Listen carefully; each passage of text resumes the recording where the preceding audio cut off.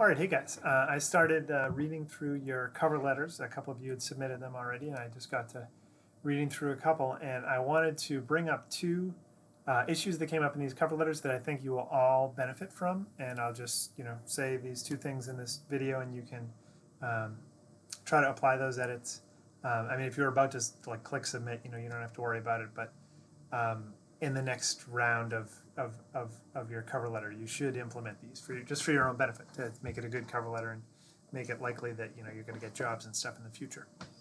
So this is especially true for those of you that haven't landed a job yet. You're actually going to be using this cover letter now, but also for all of you when you're done with college and stuff, or if you apply for future internships, you're applying for jobs, take this advice to heart. So number one, don't use the word I ever in your letter. And that may be impossible. So actually it's okay to use I a little bit. But essentially the word I, every time you use it, it gives the reader a little bit more of the impression that you are self-absorbed and you think you're the center of the universe. So if you say I, I think I'm capable of this because I really am passionate about this, and I did this and I did that, and I really like psychology, and I think I can do this internship.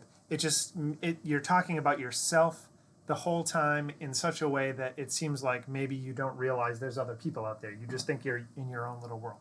And I don't know if that makes sense, but that's the truth. That's the way it makes other people feel when you use the word I a lot in writing, in a letter like this.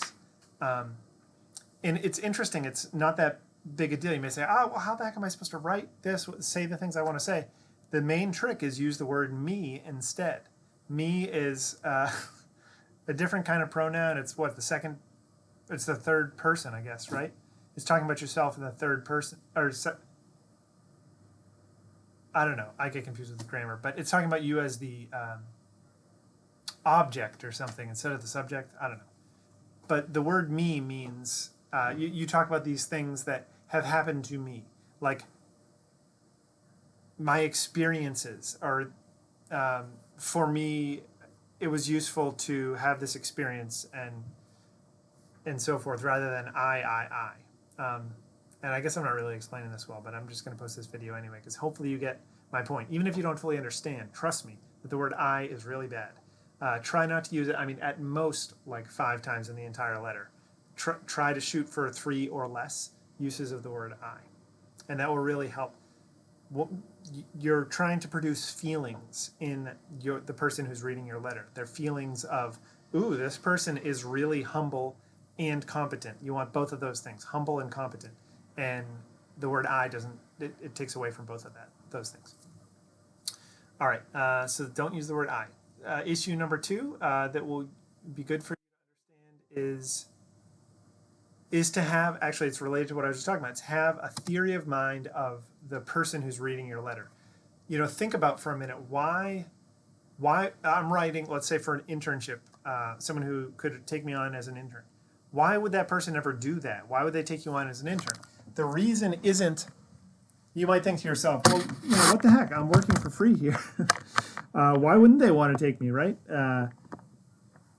I'm going to give them free labor. What the heck? They should be paying me. This sucks.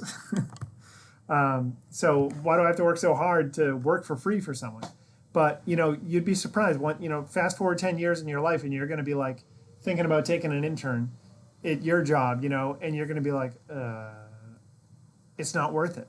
It's not worth my time to take on a student for X number of hours per week, because all the things they do in their 10 hours, I could do in 1 hour, and I have to also spend like an hour like supervising this person, and they're emailing me and stuff, and I have to like care about their well-being and stuff. I just don't have time. I'm too busy. So that's why. That's why it's not so simple as like it's a layup that they should take you because you're offering to work for free. Well, no, there's actually costs to your employer or your internship supervisor for taking you on. Now, hopefully you're going to be a good intern, you're going to offset those costs, but they really don't know if that's the case yet or not. I mean, we try to build a really good reputation for Gordon interns so that they do kind of have that intuition, but some of them still worry. So it's not a layup that they should just totally take you in their mind. They're kind of nervous about it. They're like, oh, is it going to be worth it? I've personally, your professor, Dr. Norton, I've taken interns that were definitely not worth it, in research and stuff. Much more time that I put in than they gave me back by the work they did. So why would they take you? Well, one thing you can do is try to make an argument like, I'm a good fit for this. I have experiences that are going to allow me to hit the ground running, basically, and I am not going to be this suck on your life. But the other thing is that they are good people. The person who's reading your letter is a good person. They want to do good in the world, and you're going to tap into that.